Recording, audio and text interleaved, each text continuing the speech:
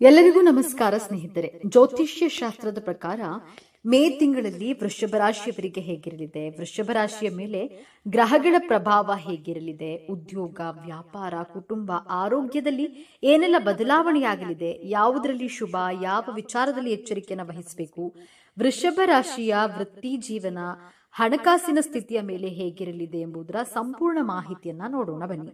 ಅದಕ್ಕೂ ಮುಂಚೆ ನೀವಿನ್ನೂ ನಮ್ಮ ಚಾನೆಲ್ಗೆ ಸಬ್ಸ್ಕ್ರೈಬ್ ಆಗಿಲ್ಲ ಅಂದ್ರೆ ಈಗಲೇ ಸಬ್ಸ್ಕ್ರೈಬ್ ಆಗಿ, ಹಾಗೆ ವಿಡಿಯೋಗೆ ಲೈಕ್ ಮಾಡಿ, ವಿಡಿಯೋವನ್ನ ಸ್ಕಿಪ್ ಮಾಡದೆ ಕೊನೆ ತನಕ ನೋಡಿ. ವೃಷಭ ರಾಶಿ, ಮೇ ತಿಂಗಳಲ್ಲಿ ನಿಮ್ಮ ಕಠಿಣ ಪರಿಶ್ರಮದ ಫಲವನ್ನ ನೀವು ಪಡೆಯಲು ಸಾಧ್ಯತೆ ಇದೆ. ನಿಮ್ಮ ಶ್ರಮವೇ ನಿಮ್ಮನ್ನ ಆತ್ಮವಿಶ್ವಾಸದಿಂದ ತುಂಬುತ್ತದೆ. ನಿಮ್ಮ ವೃತ್ತಿಪರ ಜೀವನದಲ್ಲಿ ಕೆಲವು ಹೊಸ ಅವಕಾಶಗಳು ಉದ್ಭವಿಸಬಹುದು. ಇವುಗಳ ಲಾಭವನ್ನ ಪಡೆದುಕೊಳ್ಳಲಿದ್ದೀರಿ. ಮೇ ತಿಂಗಳು ನಿಮಗೆ ಸಕಾರಾತ್ಮಕತೆ ಮತ್ತು ಪ್ರಗತಿಯ ತಿಂಗಳು.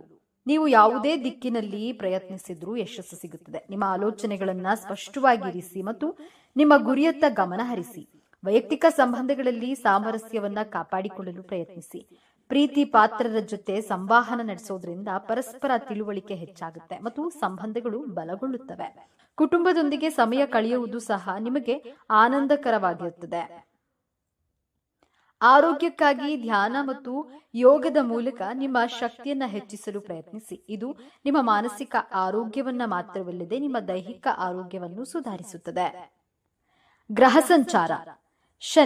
ಶನಿಯು ಮೀನ ಮತ್ತು ಮೇಷ ರಾಶಿಯಲ್ಲಿ ಚಲಿಸಲಿದೆ. ಶನಿಯು ಮೀನ ರಾಶಿಯಲ್ಲಿ ಸಂಚರಿಸೋದ್ರಿಂದ ನೀವು ನೆಟ್ವರ್ಕಿಂಗ್, ಸಾಮಾಜಿಕ ವಲಯ ಮತ್ತು ದೀರ್ಘಕಾಲೀನ ಗುರಿಗಳ ಮೇಲೆ ಹೆಚ್ಚಿನ ಲಾಭವನ್ನ ಪಡೆಯುವಿರಿ. ಹಾಗೆ ನಿಮ್ಮ ಕಠಿಣ ಪರಿಶ್ರಮ ಮತ್ತು ತಾಳ್ಮೆಯಿಂದಾಗಿ ಯಶಸ್ಸು ಗಳಿಸುವಿರಿ. ಶನಿಯು ಮೇಷರಾಶಿಯನ್ನ ಪ್ರವೇಶಿಸೋದ್ರಿಂದಾಗಿ ನೀವು ಆಧ್ಯಾತ್ಮಿಕತೆಯಲ್ಲಿ ಹೆಚ್ಚಿನ ಆಸಕ್ತಿಯನ್ನು ಹೊಂದೋದ್ರೊಂದಿಗೆ ವಿದೇಶಕ್ಕೆ ತೆರಳುವ ಯೋಗವು ಕೂಡಿ ಬರುವುದು. ಈ ಅವಧಿಯಲ್ಲಿ ನಿಮ್ಮ ಖರ್ಚುಗಳು ಹೆಚ್ಚಾಗುವುದು. ಹಾಗಾಗಿ ಆರ್ಥಿಕ ಯೋಜನೆಗಳನ್ನ ರೂಪಿಸಿಕೊಳ್ಳುವುದು ಅವಶ್ಯಕ. ಗುರುಗ್ರಹವು ಈ ಅವಧಿಯಲ್ಲಿ ಮಿಥುನ ಮತ್ತು ಕಟಕ ರಾಶಿಯಲ್ಲಿ ಚಲಿಸಲಿದೆ. ಗುರು ಮಿಥುನ ರಾಶಿಯಲ್ಲಿ ಸಂಚಾರ ಮಾಡುವುದರಿಂದಾಗಿ ನೀವು ಆರ್ಥಿಕವಾಗಿ ಹೆಚ್ಚಿನ ಲಾಭವನ್ನು ಗಳಿಸೋದ್ರೊಂದಿಗೆ ನಿಮ್ಮ ಸಂವಹನ ಕೌಶಲ್ಯವು ಹೆಚ್ಚಾಗುವುದು ಮತ್ತು ಮನೆಯಲ್ಲಿ ಸಂತೋಷ ನೆಲೆಸಲಿದೆ. ಹಾಗೆ ಈ ಅವಧಿಯಲ್ಲಿ ನೀವು ಉಳಿತಾಯ ಮತ್ತು ಹೂಡಿಕೆಯನ್ನ ಮಾಡುವುದು ಉತ್ತಮ. ಈ ಅವಧಿಯಲ್ಲಿ ನೀವು ಸ್ವಲ್ಪ ದೂರ ಪ್ರಯಾಣಿಸುವುದು ಮತ್ತು ಹೊಸ ಹೊಸ ಕೌಶಲ್ಯಗಳನ್ನ ಕಲಿಯುವುದು ಒಳ್ಳೆಯದು.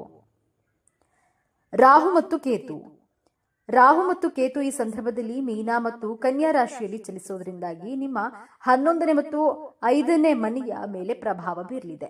ರಾಹುವಿನ ಸಂಚಾರವು ಮೀನ ರಾಶಿಯಲ್ಲಿ ಸಂಭವಿಸುವುದರಿಂದಾಗಿ ನೀವು ಸಾಮಾಜಿಕ ಜೀವನದಲ್ಲಿ ಹೆಚ್ಚಿನ ಲಾಭವನ್ನು ಪಡೆಯೋದ್ರೊಂದಿಗೆ ನೀವು ಅಂದುಕೊಳ್ಳದೇ ಇರುವಂತಹ ಮಾರ್ಗಗಳಿಂದ ಉತ್ತಮ ಅವಕಾಶಗಳು ಲಭಿಸುವುದು. ಆದರೆ ನಿಮ್ಮ ಸ್ವಭಾವದ ಬಗ್ಗೆ ನೀವು ಸ್ವಲ್ಪ ಎಚ್ಚರಿಕೆಯಿಂದ ಇರುವುದು ಉತ್ತಮ. ಕೇತು ಕನ್ಯಾ ರಾಶಿಯಲ್ಲಿ ಚಲಿಸೋದ್ರಿಂದಾಗಿ ನೀವು ಕಲಾತ್ಮಕತೆ, ಮಕ್ಕಳು ಮತ್ತು ಸಂಗಾತಿಯೊಂದಿಗಿನ ಸಂಬಂಧಗಳಲ್ಲಿ ಕೆಲವು ಸವಾಲುಗಳನ್ನು ಎದುರಿಸಬೇಕಾಗಿ ಬರಬಹುದು. ಹಾಗಾಗಿ ಈ ಸಂದರ್ಭದಲ್ಲಿ ನಿಮ್ಮ ಅಹಂಕಾರವನ್ನ ದೂರ ಇರಿಸುವುದು ಉತ್ತಮ. ಶುಕ್ರ ಗ್ರಹವು ವೃಷಭ ರಾಶಿಯ ಅಧಿಪತಿಯಾಗಿದೆ. ಹಾಗಾಗಿ ಶುಕ್ರನ ಸಂಚಾರವು ಹೆಚ್ಚಿನ ಪ್ರಾಮುಖ್ಯತೆಯನ್ನ ಹೊಂದಿದೆ. ಶುಕ್ರನು ವೃಷಭ ರಾಶಿಯಲ್ಲಿ ಚಲಿಸೋದ್ರಿಂದ ನಿಮ್ಮ ಆತ್ಮವಿಶ್ವಾಸ, ಉತ್ಸಾಹ ಹೆಚ್ಚಾಗುವುದರೊಂದಿಗೆ ನೀವು ವೃತ್ತಿ ಮತ್ತು ವೈಯಕ್ತಿಕ ಜೀವನದಲ್ಲಿ ಯಶಸ್ಸನ್ನ ಗಳಿಸುವ ಯೋಗವಿದೆ. ಶುಕ್ರ ಗ್ರಹವು ತುಲಾರಾಶಿಯಲ್ಲಿ ಚಲಿಸೋದ್ರಿಂದಾಗಿ ನಿಮ್ಮ ಜಗಳಗಳು ಪರಿಹಾರವನ್ನ ಹೊಂದೋದ್ರೊಂದಿಗೆ ನಿಮ್ಮ ಆರೋಗ್ಯವು ಸಹ ಸುಧಾರಿಸಲಿದೆ. ಹಾಗೆ ನೀವು ಸ್ಪರ್ಧಾತ್ಮಕ ಪರೀಕ್ಷೆಗಳಲ್ಲಿ ಯಶಸ್ಸನ್ನ ಗಳಿಸುವ ಯೋಗ ಕೂಡಿ ಬರುವುದು. ವೃತ್ತಿ ಜೀವನ.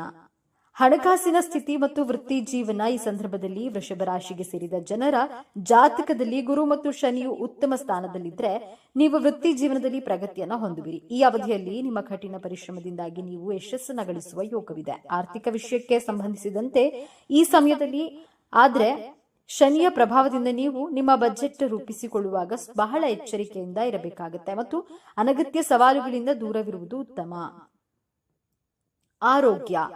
ಶನಿಯ ಸಂಚಾರದ ಅವಧಿಯಲ್ಲಿ ವೃಷಭ ರಾಶಿಗೆ ಸೇರಿದ ಜನರು ತಮ್ಮ ಆರೋಗ್ಯದ ಬಗ್ಗೆ ಹೆಚ್ಚಿನ ಕಾಳಜಿಯನ್ನು ವಹಿಸಬೇಕಾಗುತ್ತೆ. ಪ್ರತಿದಿನ ವ್ಯಾಯಾಮಗಳನ್ನು ಮಾಡುವ ಮೂಲಕ ಮತ್ತು ಉತ್ತಮವಾದ ಆಹಾರವನ್ನ ಸೇವಿಸೋದ್ರೊಂದಿಗೆ ನಿಮ್ಮ ಒತ್ತಡವನ್ನ ಸರಿಯಾಗಿ ನಿರ್ವಹಿಸೋದ್ರಿಂದ ನಿಮಗೆ ಶುಭವಾಗಲಿದೆ. ಶುಕ್ರನ ಪ್ರಭಾವದಿಂದಾಗಿ ಈ ಅವಧಿಯಲ್ಲಿ ನೀವು ಉತ್ತಮ ಆರೋಗ್ಯವನ್ನು ಹೊಂದುವ ಸಂಭವವಿದೆ. ಹಾಗಾಗಿ ಯಾವುದೇ ರೀತಿಯ ಬೇಜವಾಬ್ದಾರಿತನವನ್ನ ವಹಿಸದೇ ಇರುವುದು ಉತ್ತಮ. ಹಣಕಾಸಿನ ಪರಿಸ್ಥಿತಿ. ಹಣಕಾಸಿನ ವಿಚಾರದಲ್ಲಿ ಶಾಂತವಾಗಿರುವಂತಹ ಪರಿಸ್ಥಿತಿಯನ್ನು ನೀವು ಕಾಣಬಹುದಾಗಿದೆ. ಆರಂಭದಲ್ಲಿ ನೀವು ಗಳಿಸುವಂತಹ ಆದಾಯ ಹಾಗೂ ಖರ್ಚು ಸಮಾನ ಪ್ರಮಾಣದಲ್ಲಿ ಇರುವಂತಹ ಸಾಧ್ಯತೆಗಳು ಹೆಚ್ಚಾಗಿ ಕಂಡುಬರುತ್ತವೆ. ಒಂದು ವೇಳೆ ಈ ಸಂದರ್ಭದಲ್ಲಿ ನೀವು ಹಣವನ್ನ ಇನ್ವೆಸ್ಟ್ ಮಾಡುವುದಕ್ಕೆ ಅಥವಾ ಬೇರೆಯವರಿಗೆ ಸಾಲವಾಗಿ ನೀಡೋದಕ್ಕೆ ಯೋಚನೆ ಮಾಡ್ತಾ ಇದ್ರೆ ಅದನ್ನ ನಿಲ್ಲಿಸೋದು ಒಳ್ಳೆಯದು. ಅದು ನಿಮಗೆ ದೊಡ್ಡ ಮಟ್ಟದ ಆರ್ಥಿಕ ನಷ್ಟವನ್ನ ತಂದೊಡ್ಡಬಹುದಾಗಿದೆ. ಮೇ ತಿಂಗಳಲ್ಲಿ ನೀವು ನಿಮ್ಮ ಹಣದ ಮೂಲಕ ನಿಮ್ಮ ಆಸೆಗಳನ್ನ ಈಡೇರಿಸಿಕೊಳ್ಳಬಹುದಾಗಿದೆ ಹಾಗೂ ಆದಷ್ಟು ಈ ಸಂದರ್ಭದಲ್ಲಿ ಸೇವಿಂಗ್ಸ್ ಮಾಡಿಕೊಳ್ಳಿ. ಆದ್ರೆ ಅತ್ಯಂತ ಹೆಚ್ಚಾಗುವಂತಹ ಖರ್ಚುಗಳಿಂದಾಗಿ ಸ್ವಲ್ಪ ಮಟ್ಟಿಗೆ ಆರ್ಥಿಕ ಪರಿಸ್ಥಿತಿ ಕುಂಠಿತವಾಗುವಂತಹ ಸಾಧ್ಯತೆ ಇದೆ, ಎಚ್ಚರವಿರಿ. ಸಂಬಂಧಗಳು. ವೃಷಭ ರಾಶಿಗೆ ಸೇರಿದ ಜನರು ಈ ಸಂದರ್ಭದಲ್ಲಿ ತಮ್ಮ ಸಂಬಂಧಗಳಲ್ಲಿ ಸಾಕಷ್ಟು ಏರಿಳಿತವನ್ನ ರಾಹು ಮತ್ತು ಕೇತುವಿನ ಪ್ರಭಾವದಿಂದಾಗಿ ಹೊಂದಬೇಕಾಗುತ್ತೆ. ಆದ್ದರಿಂದ ನಿಮ್ಮ ಸಂವಹನ ಕೌಶಲ್ಯ ಮತ್ತು ಪರಸ್ಪರ ಸರಿಯಾಗಿ ಅರ್ಥ ಮಾಡಿಕೊಳ್ಳುವುದರಿಂದ ಉತ್ತಮ ಸಂಬಂಧವನ್ನ ಹೊಂದಬಹುದು. ಗುರುವಿನ ಸಂಚಾರದಿಂದಾಗಿ ವೃಷಭ ರಾಶಿಗೆ ಸೇರಿದ ಜನರು ತಮ್ಮ ಕುಟುಂಬ ಜೀವನದಲ್ಲಿ ಸುಧಾರಣೆಯನ್ನ ಹೊಂದೋದ್ರೊಂದಿಗೆ ಮನೆಯಲ್ಲಿ ಸಂತೋಷ ನೆಲೆಸುವ ಸಾಧ್ಯತೆ ಹೆಚ್ಚಾಗಿರುವುದು. ಆಧ್ಯಾತ್ಮಿಕ ಪ್ರಗತಿ. ಶನಿ ಮತ್ತು ಕೇತುವಿನ ಪ್ರಭಾವದಿಂದಾಗಿ ವೃಷಭ ರಾಶಿಗೆ ಸೇರಿದ ಜನರು ಆಧ್ಯಾತ್ಮಿಕವಾಗಿ ಹೆಚ್ಚಿನ ಪ್ರಗತಿಯನ್ನ ಹೊಂದುವುದರ ಜೊತೆಗೆ ಧ್ಯಾನ ಮಾಡುವುದು ಉತ್ತಮ. ಈ ಅವಧಿಯಲ್ಲಿ ನೀವು ಹಳೆಯ ವಿಚಾರಗಳನ್ನ ಮರೆಯುವ ಮೂಲಕ ನಿಮ್ಮ ಆಂತರಿಕ ಶಾಂತಿಗಾಗಿ ನೀವು ಉತ್ತಮ ಸಮಯವನ್ನ ನೀಡಲು ಬಯಸುವುದು ಒಳ್ಳೆಯದು. Love and relationship. ಈ ತಿಂಗಳ ಆರಂಭದಲ್ಲಿ ರಿಲೇಶನ್ಶಿಪ್ನಲ್ಲಿ ನೀವು ಉತ್ತಮ ಫಲಿತಾಂಶವನ್ನೇ ಕಾಣಬಹುದಾಗಿದೆ. ಮೇ ಹಾಗೂ ಜೂನ್ ತಿಂಗಳಲ್ಲಿ ಹೊಸ ರಿಲೇಶನ್ಶಿಪ್ನಲ್ಲಿ ವೃಷಭ ರಾಶಿಯ ಜಾತಕದವರು ಪ್ರವೇಶ ಮಾಡುವ ಸಾಧ್ಯತೆ ಹೆಚ್ಚಾಗಿದೆ. ಅದರಲ್ಲೂ ವಿಶೇಷವಾಗಿ ಯಾರಿಗಾದ್ರೂ ಪ್ರಪೋಸ್ ಮಾಡಬೇಕು ಅಂತ ಅಂದ್ಕೊಂಡಿರುವಂತವರಿಗೆ ಖಂಡಿತವಾಗಿ ಇದು ಬೆಸ್ಟ್ ಸಮಯ. ನವೆಂಬರ್ ತಿಂಗಳು ರಿಲೇಶನ್ಶಿಪ್ಗೆ ಸಾಮಾನ್ಯ ಸಮಯ ಅಂತ ಹೇಳಬಹುದು. ಈ ಸಂದರ್ಭದಲ್ಲಿ ನೀವು ನಿಮ್ಮ ಪ್ರೀತಿ ಪಾತ್ರರಿಗೆ ಅತ್ಯಂತ ಹತ್ತಿರವಾಗಿರಬಹುದಾಗಿದೆ. ಆದರೂ ಕೂಡ ಸ್ವಲ್ಪ ಮಟ್ಟಿಗೆ ಜಾಗರೂಕರಾಗಿರಬೇಕು. ಯಾಕಂದ್ರೆ ವಿನಾಕಾರಣ ನೀವು ಈ ಸಂದರ್ಭದಲ್ಲಿ ನಿಮ್ಮ ಸಂಗಾತಿಯ ಜೊತೆಗೆ ಜಗಳ ಮಾಡಿಕೊಳ್ಬೇಕಾಗಿ ಬರಬಹುದು. ಡಿಸೆಂಬರ್ನಲ್ಲಿ ವೈದಿಕ ಜ್ಯೋತಿಷ್ಯ ಶಾಸ್ತ್ರದ ಪ್ರಕಾರ ನಿಮ್ಮ ಹಾಗೂ ಸಂಗಾತಿಯ ನಡುವಿನ ರೊಮ್ಯಾನ್ಸ್ ಲೈಫ್ನಲ್ಲಿ ಇನ್ನಷ್ಟು ಉತ್ತಮವಾಗಲಿದೆ. ವೃಷಭ ರಾಶಿಯವರಿಗೆ ಪ್ರಮುಖ ಸಲಹೆಗಳು. ಶನಿಯ ಸಂಚಾರದ ಸಮಯದಲ್ಲಿ ಶಿಸ್ತು ಮತ್ತು ದೀರ್ಘಕಾಲೀನ ಗುರಿಗಳ ಮೇಲೆ ಹೆಚ್ಚಿನ ಗಮನವನ್ನ ಕೇಂದ್ರೀಕರಿಸಿ. ಗುರುವಿನ ಸಂಚಾರದ ಸಮಯದಲ್ಲಿ ನಿಮ್ಮ ಜ್ಞಾನ, ಕೌಶಲ್ಯ ಮತ್ತು ಆಧ್ಯಾತ್ಮಿಕ ಅಭ್ಯಾಸಗಳನ್ನ ವಿಸ್ತರಿಸಲು ಬಳಸಿ. ಈ ಅವಧಿಯಲ್ಲಿ ಹಣಕಾಸಿನ ವಿಚಾರವಾಗಿ ಬಹಳ ಜಾಗರೂಕರಾಗಿರಿ ಮತ್ತು ಅನಗತ್ಯ ಅಪಾಯಗಳನ್ನ ತಪ್ಪಿಸಿ. ನಿಯಮಿತ ವ್ಯಾಯಾಮ ಮತ್ತು ಸಮತೋಲಿತ ಆಹಾರದ ಮೂಲಕ ಆರೋಗ್ಯಕ್ಕೆ ಹೆಚ್ಚಿನ ಆದ್ಯತೆಯನ್ನ ನೀಡಿ. ತಪ್ಪು ತಿಳುವಳಿಕೆಗಳನ್ನ ದೂರ ಮಾಡಲು ಸಂಬಂಧಗಳಲ್ಲಿ ಮುಕ್ತ ಸಂವಹನವನ್ನ ಹೊಂದುವುದು ಮುಖ್ಯ. ಪರಿಹಾರ.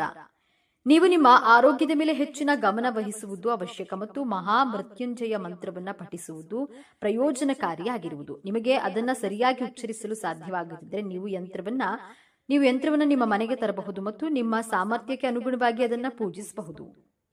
ನೀವು ಜೀವನದಲ್ಲಿ ಸಮಸ್ಯೆಗಳನ್ನು ಎದುರಿಸುತ್ತಿದ್ದರೆ ನಿಯಮಿತವಾಗಿ ಶಿವ ದೇವಾಲಯಕ್ಕೆ ಭೇಟಿ ನೀಡುವುದು ಒಳ್ಳೆಯದು. ಇದು ನಿಮಗೆ ತೊಂದರೆಗಳಿಂದ ಸ್ವಲ್ಪ ಪರಿಹಾರವನ್ನ ನೀಡುತ್ತೆ. ಈ ಅವಧಿಯಲ್ಲಿ ಮಹಾಲಕ್ಷ್ಮಿ ದೇವಿಯನ್ನ ಪೂಜಿಸಿ ಮತ್ತು ಈ ಸಮಯದಲ್ಲಿ ದತ್ತಾತ್ರೇಯ ಆರಾಧನೆಯನ್ನ ಮಾಡಬೇಕಾದದ್ದು ಅತ್ಯುತ್ತಮ ಪರಿಹಾರಗಳಲ್ಲಿ ಒಂದಾಗಿದೆ. ಧರಿಸಬೇಕಾದ ರುದ್ರಾಕ್ಷಿ. 9 ಮುಖಿ ರುದ್ರಾಕ್ಷಿಯನ್ನ ಧರಿಸಿ.